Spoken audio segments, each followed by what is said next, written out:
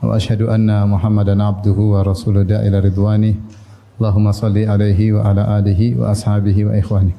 Hadirin hadirat yang dirahmati Allah Subhanahu wa taala, pada kesempatan kali ini kita akan menyampaikan kajian tematik yang berjudul impian seseorang ketika nyawanya telah di kerongkongan, ya. Impian seorang ketika nyawanya telah di kerongkongan. Yang sebagaimana Allah Subhanahu wa taala sebutkan di akhir surat Al-Munafiqun, ya, tentang seorang akan meninggal dunia ketika malaikat maut sudah di hadapannya, kemudian dia ingin ditunda kematian sebentar agar bisa melaksanakan suatu amal saleh yang sangat agung, yaitu bersedekah. Allah berfirman dalam surat Al-Munafiqun, ya ayyuhalladzina amanu la tulhikum amwalukum wala auladukum an dzikrillah. Wahai orang yang beriman, janganlah harta kalian dan anak-anak kalian melalaikan kalian dari mengingat Allah. Wa may yaf'al dzalika fa ulaika humul khasirun. Siapa yang melakukannya, yaitu hartanya atau anaknya, membuat dia lalai dari mengingat Allah, maka sungguh dia benar-benar orang-orang yang merugi, ya. Sungguh dia benar-benar orang yang merugi. Seakan-akan tidak ada yang merugi kecuali orang seperti ini, yang hartanya yang seharusnya membuat dia semakin tinggi di hadapan Allah, malah justru membuat dia lalai dari Allah Subhanahu wa taala. Wa anfiqu mimma razaqnakum min qabli ay ya'tiya ahadakumul maut. Infakkanlah sebagian dari harta kalian sebelum datang kepada salah seorang dari kalian kematian, yaitu malaikat maut di hadapannya. Fayaqula rabbi laula akhartani ila ajalin qarib. Maka lalu dia berkata, ya Rabbku, tundalah kematianku barang sedikit saja. Ajalin qarib itu sebentar aja, 5 menit, 10 menit. Buat apa? Fa asaddaqa wa akum minas salihin, agar aku bisa bersedekah dan aku menjadi orang-orang yang saleh. Lalu Allah berfirman, wa la yu'akhirallahu nafsan idza jaa ajaluha. Sungguh Allah tidak akan menunda dicabutnya nyawa seseorang, ajalnya tidak akan ditunda sedikit pun jika telah tiba. Wallahu khabirum bima ta'malun. Sungguhnya Allah Maha khabir, Maha mengetahui dengan detail apa yang kalian lakukan.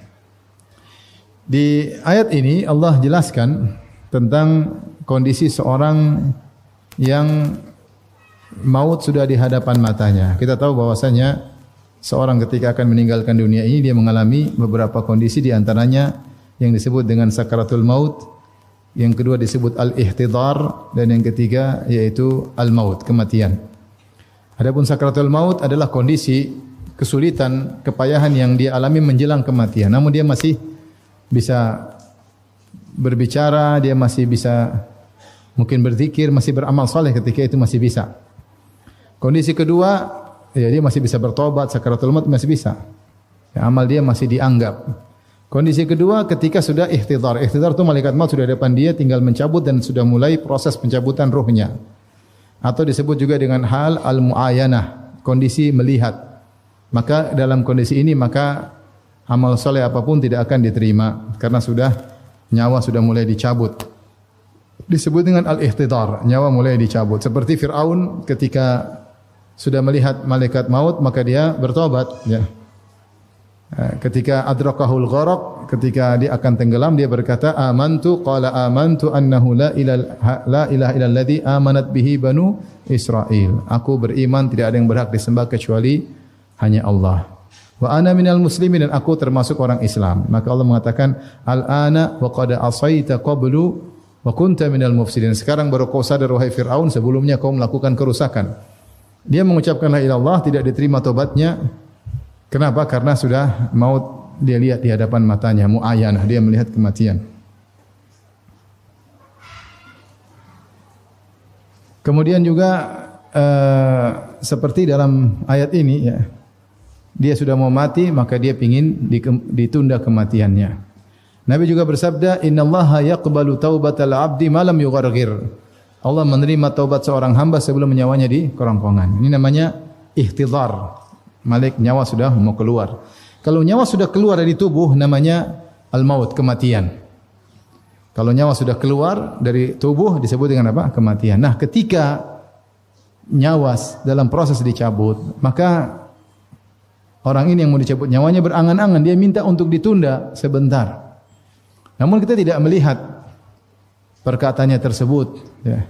Makanya Allah mengatakan dalam Al-Quran, falaula idza balagatil hulqum wa antum hina idzin tanzurun wa nahnu aqrabu ilaihi minkum walakin la tubsirun. Kata Allah, ketika roh sudah sampai di kerongkongan, wa antum hina idzin tanzurun, ketika itu kalian, ini ada orang mau mati di atas tempat tidur, nyawa sudah di kerongkongan, kita enggak lihat datangnya malaikat maut ingin mencabut nyawanya. Kalian yang hadir di situ tidak melihat. Falaula idza balagatil hulqum wa antum hina idzin tanzurun, ketika itu kalian sedang melihat orang tersebut. Wa nahnu aqrabu ilaihi minkum walakin la tubsirun, kami lebih dekat kepada orang tersebut daripada kalian para pengunjung, para penjenguk, akan tapi kalian tidak melihat kami. Itu malaikat tidak terlihat.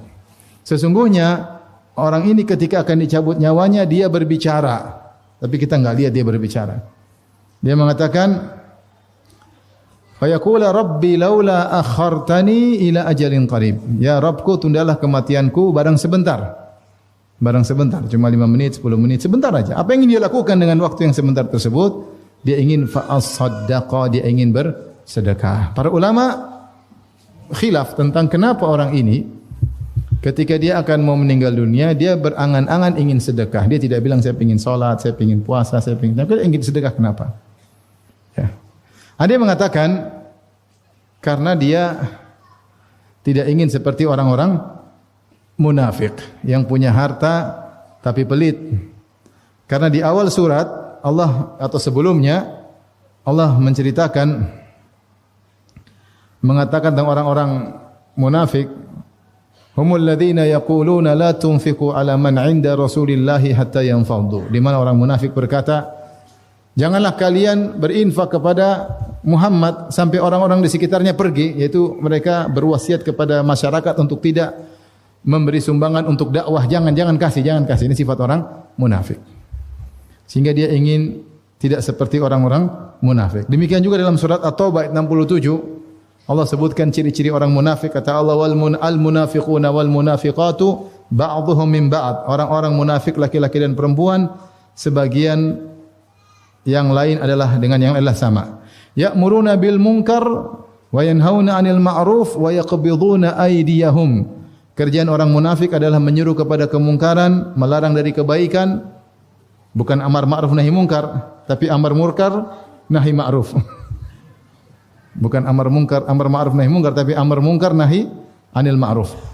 Dan di antara sifat mereka, wa yaqbiduna aydiyahum, mereka melipat tangan mereka, maksudnya mereka pelit. Maka ada yang mengatakan orang ini ketika akan meninggal dunia, kemudian dia berangan-angan untuk bersedekah karena dia tidak ingin seperti orang-orang munafik. Ini pendapat. Ada pendapat lagi yang mengatakan dia ingin bersedekah karena dia tahu dia mampu untuk bersedekah. Ya, tentu kalau orang mungkin hartanya banyak, dia ingin apa? Pengin sedekah. Ya, pengin sedekah. Amal spesial yang tidak bisa dilakukan oleh banyak orang. Siapa yang bisa kuat bersedekah? Orang yang punya apa? Harta. Kalau punya harta nggak bisa bersedekah. Kebetulan harta dia banyak, tapi dia keburu meninggal tidak sempat bersedekah. Maka dia ingin bersedekah. Dia tidak bilang ibadah yang lain karena dia ingin bersedekah. Ada yang mengatakan sedekah karena dia tahu sedekah adalah ibadah yang terbaik untuk kebaikan dia di alam barzakh maupun di akhirat. Karena keutamaan sedekah sangat-sangat banyak. Mungkin dia punya ibadah-ibadah yang lain, ya. Mungkin dia salat, tapi dia lupa untuk sedekah. Ya. Dan ternyata sedekah ini luar biasa efeknya bagi kehidupan seorang di dunia, terlebih lagi di alam barzakh, terlebih lagi di akhirat kelak. Maka dia ingin dikasih waktu sebentar saja. Ya. Fa yaqula rabbi laula akhartani ila ajalin qarib. Dia berkata, ya Rabbku, tundalah kematianku barang sedikit saja, 5 menit, 10 menit. 10 menit sudah cukup untuk buka ATM banking kemudian kirim 1 miliar. Cuma butuh setengah menit, ya enggak? Tinggal kliknya yang berat. Kalau pencet-pencet nomor 00 mudah. Sudah nolnya sudah 6, tambah lagi nolnya sudah 7, tambah lagi nolnya sudah 8, sudah ratusan juta. Cuma oke-nya ini Sudah oke, paspornya pura-pura lupa, ya repot. Sehingga dia dikasih waktu, kalau dikasih waktu 5 menit saja, dia ingin bersedekah. Tapi Allah mengatakan, wala yu'akhirallahu nafsan idza ja'a ajaluha. Kalau sudah tiba nyawa seorang tidak akan ditunda. Demikianlah orang-orang berangan-angan tatkala bermimpi, berangan-angan ketika waktu sudah lewat, penyesalan yang tiada guna. Oleh karenanya ikhwan dan akhwat, kita akan mengalami apa yang dialami oleh orang ini, kita akan mengalami namanya halatul ihtidhar, yaitu nyawa di kerongkongan, kita akan mengalami. Maka jangan sampai kita berangan-angan seperti dia. Kita ingin kalau kita punya harta kita infakkan di jalan Allah Subhanahu wa taala. Ya. Oleh karenanya Rasulullah pernah berkata, ayyukum malu warasatihi ahabbu ilaihi min mali, atau kama qala Nabi sallallahu alaihi wasallam. Siapa di antara kalian yang harta ahli warisnya lebih dia suka daripada hartanya sendiri? Sahabat berkata, mana ada orang lebih suka kepada harta ahli warisnya? Semua orang lebih suka hartanya sendiri. Ahli waris saya siapa? Kalau saya meninggal, ahli waris saya itu istri saya, anak saya. Ya. Orang tua saya sudah meninggal, jadi tinggal anak sama istri saya. Ya. Kalau ternyata anak sudah besar, sudah berkeluarga, sudah... Ya. Mana lebih saya suka? Saya punya harta sendiri atau harta anak saya, harta istri saya? Lebih enak punya harta sendiri. Kita harta anak saja kalau kita minta enggak enak, ya enggak? Taruh anak kita kaya, kita minta-minta kan enggak enak. Coba kalau harta sendiri kan terserah kita. Apalagi istri minta-minta, aduh, malu-maluin. Ya. Meskipun istri kita kaya, kita minta enggak enak, harga diri dong. Anak kita kaya, kita minta juga enggak enak. Itu ahli waris kita. Kalau dia punya harta, mana lebih suka? Harta dia atau harta kita sendiri? Lebih enak harta kita sendiri.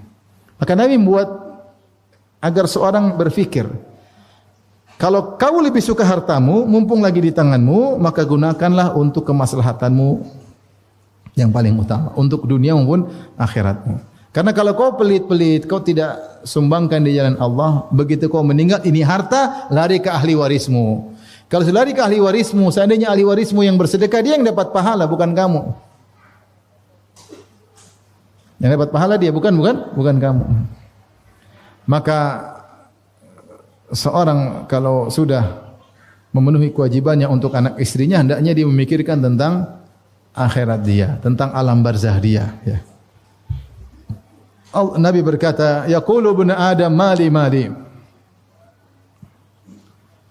Wa ma maluka ya ibnu Adam illa ma akalta fa afnait wa ma labista fa ablait wa ma tasaddaqta fa amdait. Hartamu cuma yang kau makan, itulah hartamu sungguhnya. Kau makan selesai. Yang kau pakai itu hartamu, baju kau pakai, motor kau pakai itu hartamu sungguhnya.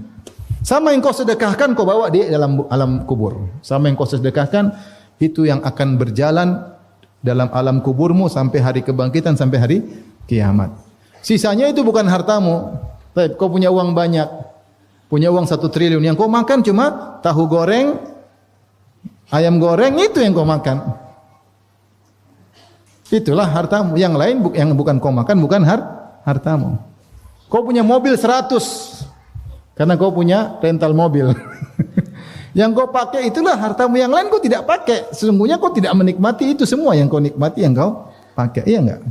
Rumahmu 10, yang kau pakai 1, itulah rumahmu sesungguhnya. Karena yang lainnya kau tidak pakai. Tetapi kalau kau infakkan di jalan Allah, maka semuanya akan kau pakai.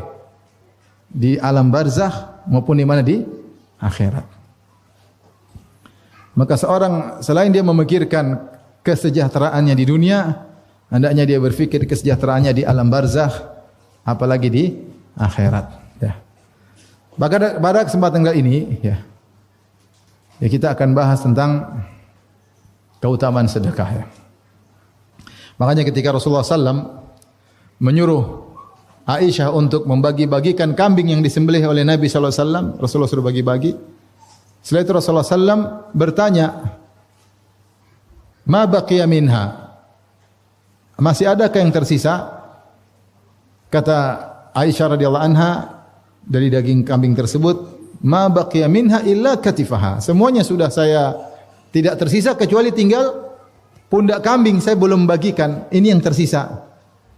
Nabi kemudian mengatakan kepada Aisyah radhiyallahu anha, "Baqiya kulluha illa katifaha." Justru yang tersisa, ya, semuanya tersisa di akhirat. Justru yang belum dibagi itulah yang tidak tersisa di akhirat. Itu yang akan sirna. Ya. Semua yang dibagi justru itu yang tidak sirna. Yang tidak dibagi itulah yang sirna, tidak ada faedahnya. Oleh karenanya harta yang kita infakkan di jalan Allah itulah yang tersisa buat kita dunia dan akhirat. Bukankah Rasulullah SAW bersabda, "Yatba'ul mayyit thalath," bahwasanya mayat diikuti oleh 3 perkara. Ahluhu wa maluhu wa amaluhu, diikuti oleh istri, keluarganya, anak istrinya, diikuti oleh hartanya yaitu budak-budaknya, mungkin mobilnya ikut ngantar, ya. Dan amalnya. Fayarji al-itsnan, maka 2 pergi meninggalkan dia, yaitu hartanya, keluarganya meninggalkan dia. Wa yabqa tsalis, dan tinggal 1 yaitu amalnya. Bukankah kondisi kita demikian kalau kita sudah meninggal dunia? Benar anak kita datang, istri kita datang, tapi mereka akan meninggalkan kita. Bahkan ketika mereka meninggalkan kuburan, Allah membuat telinga kita mendengar langkah kaki mereka meninggalkan kita semakin menjauh hingga hilang. Jelaslah bahwasanya kita pasti sedang sendirian. Istri yang kita cintai yang katanya hidup semati ternyata tidak. Sehidup semati katanya. Sehidup semati, bukan sehidup semati. Saya hidup kamu mati maksudnya. Sehidup semati. Tidak ada istri bilang saya juga mau dikubur bersama kamu. Omong kosong. Akhirnya kita meninggal, mungkin saja dia kawin lagi, mungkin. Kemudian mobil kita yang kita beli dipakai sama laki-laki yang baru.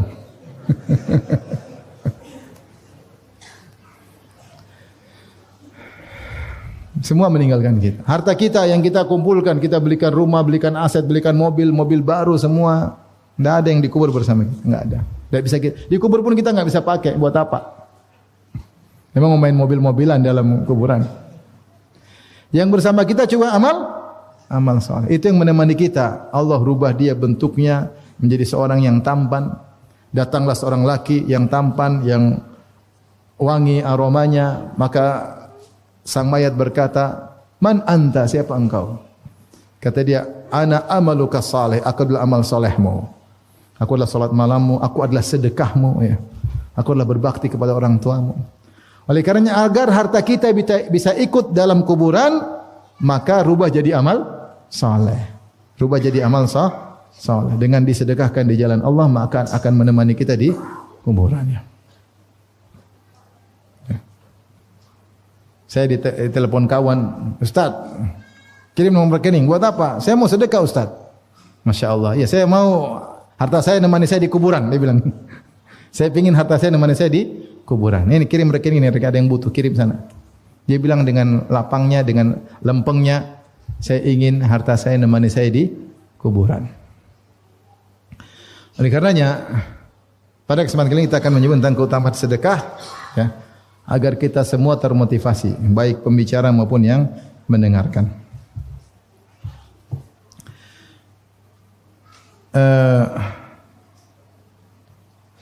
Keutamaan sedekah sangat banyak, ya. Keutamaan sedekah sangat banyak, dan Allah memberikan keutamaan sedekah baik manfaat duniawi maupun manfaat ukhrawi. Cukuplah bagi kita untuk mengetahui keutamaan sedekah. Karena Rasulullah SAW mengatakan wasadaqatu burhan, sedekah adalah bukti. Bukti apa? Bukti keimanan.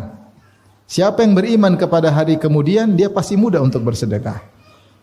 Siapa yang beriman bahwasanya harta yang dia sumbangkan akan membangun istananya di surga, maka dia akan mudah bersedekah. Karena dia sedang bikin rumah yang mewah di akhirat. Sudah ada uang taruh, ada uang taruh, ada uang taruh, semakin besar istananya di akhirat kelak. Kalau dia yakin itu, pasti mudah bagi dia untuk bersedekah. Tapi kalau dia kurang yakin, dia bangun rumah di dunia, gede-gede, paham? Gede-gede, kolam renangnya gede, rumahnya gede, mobilnya mewah. Tapi kalau dia yakin dia akan bangun dengan uang ini, dia bangun istana di akhirat, dia pasti bangunkan banyak-banyak, besar-besar. Apalagi rumah dunia akan ditinggalkan dan rumah akhirat abadi. Makanya dikatakan oleh penyair, lidulil maut wa bunulil kharab. Lahirlah kalian untuk menuju kematian dan bangunlah kalian untuk menuju kerusakan bangunan tersebut. Kalau bukan bangunan yang rusak sebelum kalian, kalian yang rusak sebelum bangunan tersebut. Tapi kalau bangun di akhirat, tidak akan rusak, semakin besar dan besar. Makanya Rasulullah SAW berkata, "Was-shadaqatu burhan." Sedekah bukti bahwasanya kau beriman. Manusia diciptakan punya kodrat sangat cinta kepada harta. Allah sebutkan dalam Al-Quran, "Wa tuhibbunal mala hubban jamma." Kalian mencintai harta dengan kecintaan yang dalam. Bahkan sebagian orang lebih cinta hartanya daripada istrinya. Saking cintanya pada harta. Luar biasa. Dalam ayat yang lain, "Wa innahu lihubbil khairi lasyadid." Sungguhnya manusia itu cintanya kepada harta sangat tinggi. Maka untuk melepaskan harta tersebut tidak mudah. Dia harus punya iman. Maka kalau dia imannya tinggi, dia mudah untuk bersedekah. Karena dia tahu sedekah yang dia keluarkan akan bangun untuk kemaslahatan dia. Bangun istana di surga. Makanya ketika Allah berbicara tentang sedekah, Allah berkata, "Man kana yu'minu billahi wal yawmil akhir falyukrim jarahu." Siapa yang beriman kepada Allah dan hari akhirat, dia muliakan tetangganya. Di antaranya dia berikan pemberian kepada tetangganya. "Man kana yu'minu billahi wal yawmil akhir falyukrim dhaifahu." Siapa yang beriman kepada Allah dan Rasulnya, kepada Allah dan hari akhirat, dia akan memuliakan tamunya. Tamunya datang, dia sambut, dia jamu. Karena dia beriman, ini ada balasannya di akhirat kelak. Di dunia sebelum di akhirat. Maka sedekah itu di antara kemuliaan adalah bukti keimanan. Karenanya kalau kita baca Al-Quran, banyak isinya suruh sedekah, banyak. Wa anfiqu mimma razaqnakum, infakkan. Ya. Ladzina yunfiquna amwalahum fi sabilillah, yang berinfak ya Allah Subhanahu wa taala. Banyak sekali. Falaqatahamal aqabah wa ma adraka mal aqabah fakku raqabah aw it'amun fi yaumin dhi masghaba yatiman dha matraba. Yatiman dha maqraba atau miskinan dha matraba. Kata Allah, kalau dia ingin melewati halangan untuk masuk surga, apa yang dilakukan? Fakku raqabah, merdekakan budak. Butuh duit atau tidak? Butuh duit. Au it'amun fi yaumin dhi masghaba, atau bagi-bagi makanan tatkala musim kelaparan, bagi makanan butuh duit atau tidak? Sedekah. Yatiman dha maqrabah, bantu anak yatim yang masih punya kekerabatan, bantu juga butuh biaya. Au miskinan dha matraba, atau dia bantu orang miskin yang tidak punya apa-apa kecuali tanah, juga butuh sedekah. Jadi dalam Al-Quran banyak sekali sedekah banyak sekali. Lan tanalul birra hatta tunfiqu mimma tuhibbun. Kalian tidak akan mencapai kebahagiaan yang sesungguhnya, iman yang sungguhnya, kebajikan yang sungguhnya sampai kalian menginfakkan apa yang kalian cintai. Allah tidak mengatakan sampai kalian cinta menginfakkan apa yang paling kalian cintai, tidak. Itu berat. Allah mengatakan sampai kalian infakkan apa yang kalian cintai. Harta kita cinta, kita infakkan. Tapi para sahabat ketika menerapkan ayat ini, mereka menerapkan menginfakkan yang paling mereka cintai, bukan yang mereka cintai aja. Makanya sahabat ya Abu Talha ketika dengar ayat ini dia bilang, saya punya kebun yang paling dia cintai, harta aset paling berharga, bayruha, sedekah di jalan Allah Subhanahu wa taala. Dia cari harta yang paling dicintai. Umar bin Khattab ketika ingin berwakaf, dia cari aset yang paling dia cintai. Yang dia dapatkan dari perang Khaybar, dia dapat, itu dia infakkan dia. Dia cari harta yang paling dicintai. Khalid bin Walid ketika berwakaf, yang senjata dia infakkan, itu harta yang paling dia cintai. Itu sahabat karena imannya kepada hari akhirat sempurna. Oleh karenanya kalau kita bicara sedekah banyak sekali ya keutamanya. Tapi sekarang kita akan bahas. Ya, coba Rasulullah mengatakan, as-sa'i 'alal armala wal aitam kal mujahid fi sabilillah. Yang ngurusin janda dan anak yatim seperti berjihad di jalan Allah. Ngurus pakai duit enggak? Bukan cuma pakai tenaga, juga butuh apa? Duit. Paling tidak nyarikan bantuan buat mereka. Pahalanya banyak. Apalagi ngurus anak yatim. Ana wa kafil yatim kahataini fil jannah. Aku dan pengurus anak yatim seperti ini di surga. Ngurus anak yatim butuh biaya. Kalau pelit enggak bisa ngurus anak yatim. Bawa ke rumah, diurusin, disekolahkan seperti anak sendiri, butuh biaya. Taib. Kita akan bahas keutamaan sedekah. Taib. Pertama kita akan bahas keutamaan sedekah di dunia. Apa sih keutamaan sedekah di dunia? Di antara kehebatan sedekah, Allah berikan keutamanya di dunia sebelum di akhirat. Di antaranya siapa yang bersedekah, hartanya akan ditambah, ditambah. Bukankah Rasulullah SAW bersabda, "Ma naqasat shadaqatun min mal." Harta sedekah tidak mengurangi harta. Bahkan Rasulullah bersumpah 3 perkara di antaranya kata Nabi, "Ma naqasat shadaqatun mal." Itu demi Allah sedekah tidak akan mengurangi harta. Al-Baji mengatakan bal zada al-mal, ya. Atau bal zadatil mal, bahkan menambah harta. Dan ini kenyataan yang kita lihat, bahwasanya orang yang sering bersedekah hartanya semakin bertambah-tambah. Bahkan ada seorang yang saya kenal saking banyak bersedekah, sedekahnya luar biasa, terlalu banyak. Sampai dia bilang, "Saya lari dari harta, bahkan harta mengejar-ngejar saya." Subhanallah. Saya lari harta, bahkan harta mengejar. Hartanya bertambah-tambah terus, banyak sekali hartanya. Semakin sedekah tambah lagi hartanya, semakin sedekah tambah lagi apa? Hartanya. Coba lihat para sahabat, sedekah kaya. Ya. Utsman bin Affan kaya, sedekah kaya. Abdurrahman bin Auf sedekah kaya. Bahkan Abdurrahman bin Auf di mana kalau ngangkat batu dapat duit saking kayanya. Kaya. Luar biasa. Oleh karenanya mana qasat sadaqatun min mal. Sedekah tidak mengurangi harta. Jadi kalau orang punya uang 1 juta, dia sedekah 100.000, secara kasat mata tinggal 900.000. Tapi jangan percaya sama matamu. Yakinlah itu akan bertambah cepat atau lambat. Cepat atau lambat. Maka ternyata orang yang bersedekah di antara keutamanya dunia, dia akan ditambah hartanya. Kemudian di antara faedah di dunia, orang yang bersedekah akan mendapatkan husnul khatimah. Ya, dapat kematian yang indah. Kata Rasulullah SAW, "Sana'iul ma'ruf taqi masari asu." Berbuat baik kepada orang lain, membantu orang lain akan mencegah dari kematian yang buruk. Mencegah dari kematian yang buruk, kematian yang mengenaskan, akan terhindar dari kematian model seperti itu, ya. Kemudian juga bahwasanya sedekah akan menghalangi orang dari berbagai macam bala. Berbagai macam bala, banyak bencana yang menimpa dia terhalangi karena dia bersedekah. Subhanallah. Dan ini kaidah al-jaza' menyisil amal, balasan sesuai dengan perbuatan.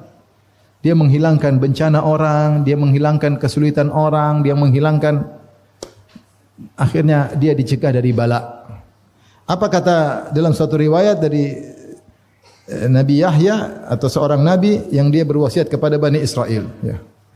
Wa amurukum bi sadaqah. Aku merintah kalian untuk bersedekah. Fa inna mathala dzalik rajulun asarahu al-adu fa awthaqu yadahu ila unuqihi. Perumpamaan sedekah itu seperti ada seorang yang ditangkap oleh musuhnya. Orang ditangkap oleh musuhnya. Kemudian musuh-musuhnya pun membelenggu tangannya di lehernya sehingga dia tidak bisa berkutik.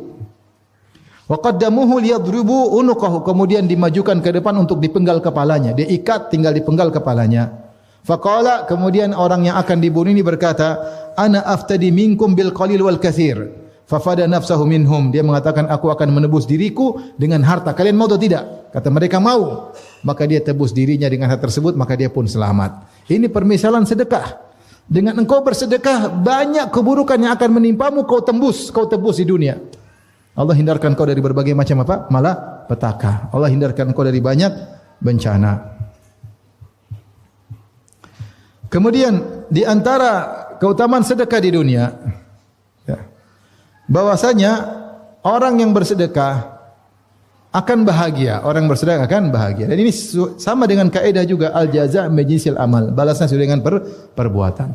Makanya Rasulullah bersabda, "Wa ahabbul a'mali ilallah." Amalan yang paling dicintai oleh Allah, sururun tudkhiluhu fi qalbil muslim. Rasa bahagia yang kau masukkan dalam hati seorang muslim. Kemudian Rasulullah contohkan bagaimana kita membahagiakan orang, kata Nabi, "Au tatruda anhu ju'an." Kau hilangkan rasa laparnya. Sedekah atau bukan? Sedekah, kasih makanan. "Au taqdiya anhu dainan." Atau kau lunaskan hutangnya. Sedekah atau bukan? Sedekah. "Au takshifa anhu kurbatan." Atau kau hilangkan penderitaannya. Sedekah. Subhanallah. Ini amal yang paling dicintai oleh Allah Subhanahu wa taala. Membuat orang bahagia, Nah, kalau kau bikin orang bahagia, kau juga akan dibahagiakan oleh Allah Subhanahu wa taala. Maka Nabi sallallahu alaihi wasallam bersabda dalam satu hadis riwayat Bukhari dan Muslim, "Mathalul bakhil wal munfiq." Perumpamaan orang yang pelit dan orang yang rajin berinfak. Kamathali rajulaini alaihima jubbatani min hadidin min thudiyihima ila taraqiyihima. Perumpamaan orang yang pelit dan orang yang rajin bersedekah seperti orang yang pakai jubah dari besi,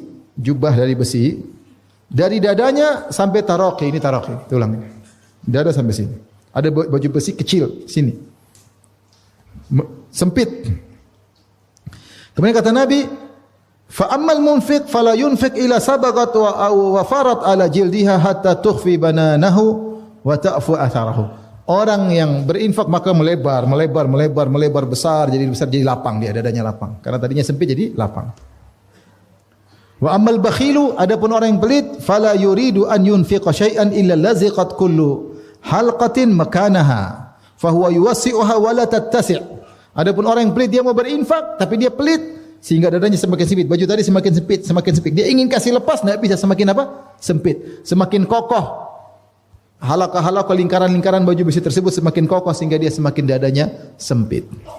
Ini dalil bahwasanya orang yang bersedekah dadanya lapang. Makanya Rasulullah SAW ketika didatangi oleh seorang dan dia berkata, yashku qaswata qalbihi, dia mengeluhkan tentang kerasnya hatinya. Maka Rasulullah berkata, in aradta talyina qalbi, kalau kau ingin hatimu lapang, fa'at imil miskin, maka beri makan kepada fakir miskin, kau akanlah hatimu lapang. Tadinya keras jadi lembut.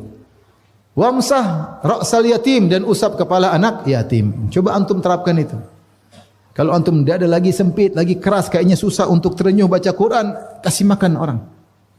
InsyaAllah hati menjadi lembut. Kenapa kau berbuat baik sama orang, kau akan bahagia. Cari anak yatim, usap kepalanya. Tapi jangan usap terus, kasih duit. Dek, Masya Allah. Satu lagi, dek. Kasih duit. Kenapa ketika kau usap tanganmu di kepala anak yatim, dia sangat bahagia karena jarang yang usap kepalanya. Bapaknya enggak ada. Anak-anak lain dijemput bapaknya tunggu di sekolah, dia enggak ada yang seperti itu. Kau menghilangkan pelipur lara meskipun sedikit. Apalagi kalau kasih duit ya. Oleh karenanya orang yang membagi kebahagiaan, dia ikut apa? Bahagia. Ya. Sampai dibahas secara medis. Apakah orang membagi kebahagiaan ikut bahagia? Ya dibahas. Saya mau baca di internet ada. Saya pernah baca. Pengaruh secara medis, psikologi. Bahwasanya orang kalau berbagi kebaikan, membantu orang lain, dia juga akan apa? Akan bahagia. Dia juga akan bahagia. Ya. Maka siapa yang tidak ingin dadanya lapang? Makanya Nabi Musa alaihissalam ketika berdoa, doa yang pertama dia mintalah dada yang lapang. Rabbi syrahli sadri wa yassirli amri. Baru dia bilang, ya Allah, mudahkan urusanku. Kalau urusan susah tapi dada lapang, nyaman, tidak apa-apa. Sulit tapi dada lapang. Tapi urusan mudah, dada enggak lapang, sakit hati. Padahal mudah tapi dia merasa berat. Kenapa? Dadanya sempit. Makanya di antara nikmat yang Allah berikan kepada Nabi, alam nashrah laka sadrak. Bukankah kami telah membuat dadamu apa? Lapang. Oleh karena siapa yang ingin dadanya lapang? Sedekah. Ikhlas karena Allah. Tidak ingin pujian sama sekali. Tidak ingin sanjungan sama sekali. Tidak ingin balasan sama sekali. Benar-benar murni karena Allah. Maka dia akan mendapatkan keutamaan sedekah. Ya. Di antaranya dadanya menjadi lapang. Di antaranya juga bahwasanya sedekah bisa menyembuhkan penyakit. Jika seorang bersedekah ingin penyakitnya sembuh, boleh. Dalam hadis yang dihasankan oleh Syekh Albani rahimahullah, Rasulullah SAW bersabda, "Dawu mardhakum bis sadaqah." Sembuhkanlah orang-orang sakit di antara kalian dengan bersedekah. Ya.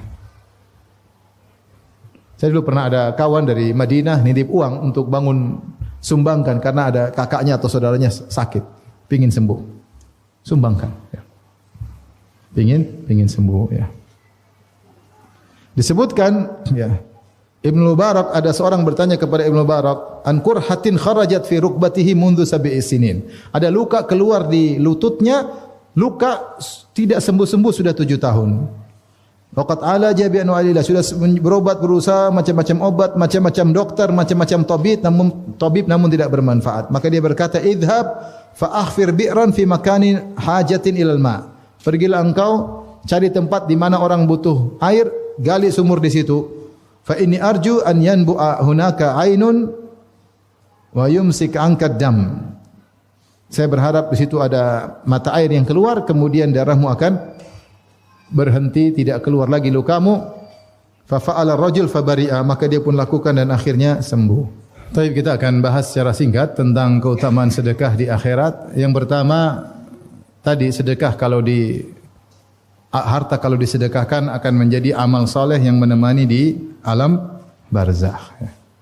Semakin banyak sedekah maka semakin indah amal yang menemani tersebut. Ya. Adapun kalau tidak kita sedekahkan maka hanya menemani kita di dunia. Itu pun masih banyak kalau orang kaya hartanya tidak bisa dia nikmati. Dia hanya ngumpulin buat orang lain. Dia sendiri terkadang tidak bisa menikmati. Benar-benar kita nikmati harta tersebut, begitu kita mati, semua harta yang kita sedekahkan langsung kita nikmati di alam barzakh. Tapi ketika dibangkitkan, maka seorang sedekahnya akan menjadi naungannya pada hari kiamat kelak. Kata Nabi sallallahu alaihi wasallam, "Kullu mri'in tahta shadaqatihi yaumal qiyamah hatta yuqda bainan nas." Atau kama qala Nabi sallallahu alaihi wasallam. Seluruh masing-masing orang di bawah naungan sedekahnya sampai selesai persidangan Allah Subhanahu wa taala. Untuk menanti persidangan mungkin ribuan tahun, di padang mahsyar 50.000 tahun. Kemudian matahari jarak 1 mil. Di masa menanti tersebut sampai orang selesai di sidang, sedekahnya akan menaunginya. Semakin banyak sedekahnya, maka semakin luas apa? Naungannya. Dia semakin nyaman. Orang pada kepanasan di bawah terik matahari jarak 1 mil, dia merasa nyaman karena dinaungi oleh sedekahnya. Kemudian sedekahnya akan menghalangi dia dari neraka jahanam. Kata Nabi sallallahu alaihi wasallam, "Fattaqun nara walau bisyikki tamrah." Hindarkanlah dirimu dari neraka meskipun bersedekah hanya sepenggal korma. Kalau kau tidak punya harta kecuali 1 butir korma, sedekah sepenggalnya. Ya. Makanya ketika Nabi sallallahu alaihi wasallam mengatakan kepada para wanita, "Ya ma'syaran nisa tasaddaqna fa innakunna aktsaru hatabi jahannam." Wahai para wanita, bersedekahlah. Sungguhnya kalian adalah banyak penghuni neraka jahanam. Kenapa? Karena kalian banyak tidak bersyukur kepada suami, kalian suka mengeluh, kata Nabi sallallahu alaihi wasallam. Jadi Nabi mengarahkan para wanita agar selamat dari neraka jahanam. Apa yang Rasulullah suruh? Bersedekahlah.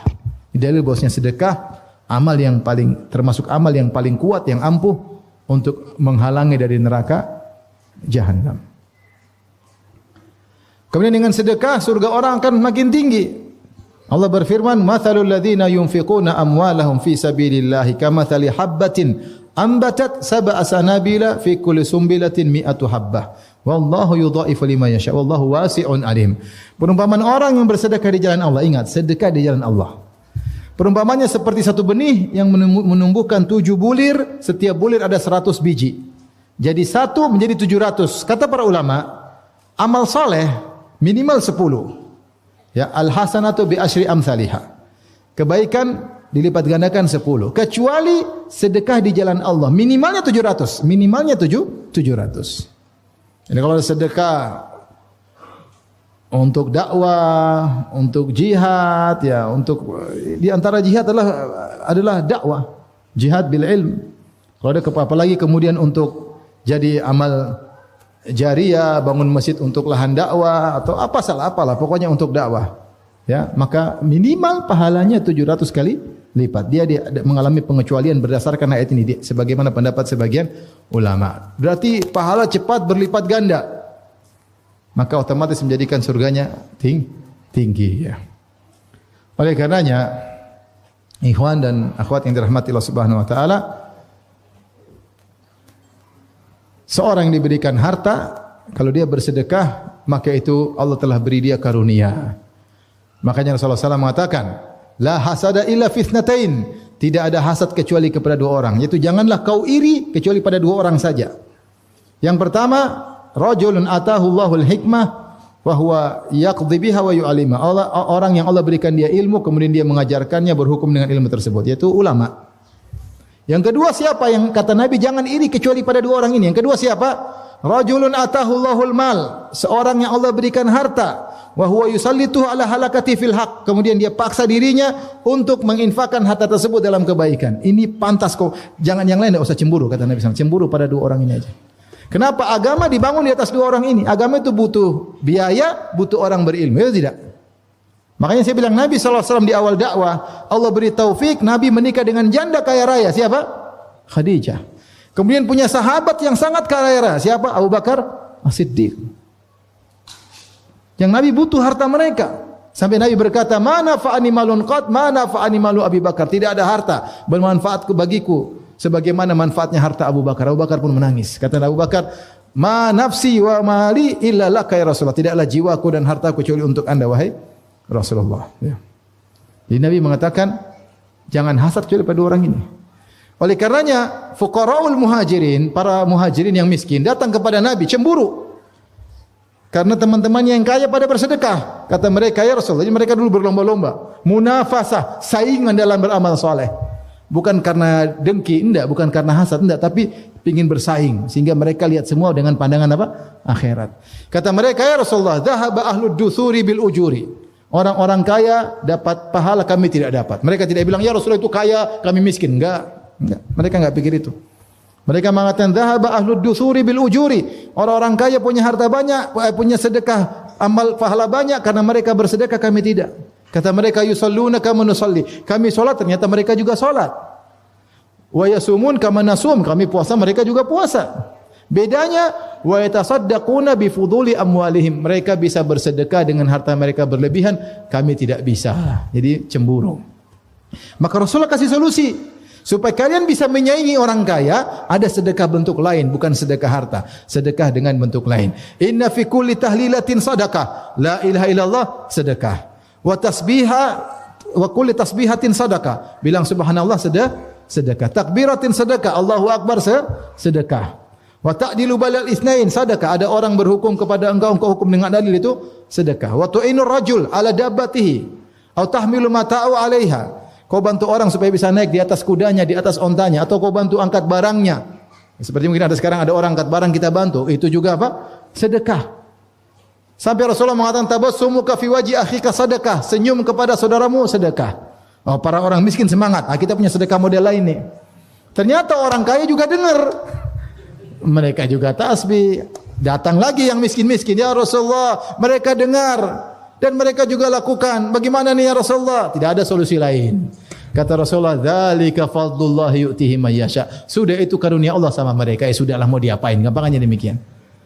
Oleh karena kalau orang diberi rizki kemudian dia bersedekah, kesempatan bagi dia untuk naik. Makanya Allah mengatakan, siapa ya, wa may yaf'al dzalika fa ulaika humul khasirun. Siapa yang ternyata hartanya membuat dia lalai dari Allah, sungguh mereka itu orang yang merugi. Seakan-akan tidak ada orang yang rugi kecuali mereka. Kenapa? Harta itu sebenarnya bisa untuk meningkatkan derajat di sisi Allah, bisa bangun istana setinggi-tingginya, sehebat-hebatnya, semegah-megahnya, bisa punya bidadari secantik-cantiknya. Ternyata dia tidak lakukan. Ternyata dia bangun istananya di dunia sebesar-besarnya, semegah-megahnya. Ternyata di akhirat pas-pasan. Rugi enggak? Rugi. Oleh karenanya, kalau kita punya harta jangan ragu-ragu untuk bersedekah. Sungguhnya kita sedang membangun istana dengan harta tersebut.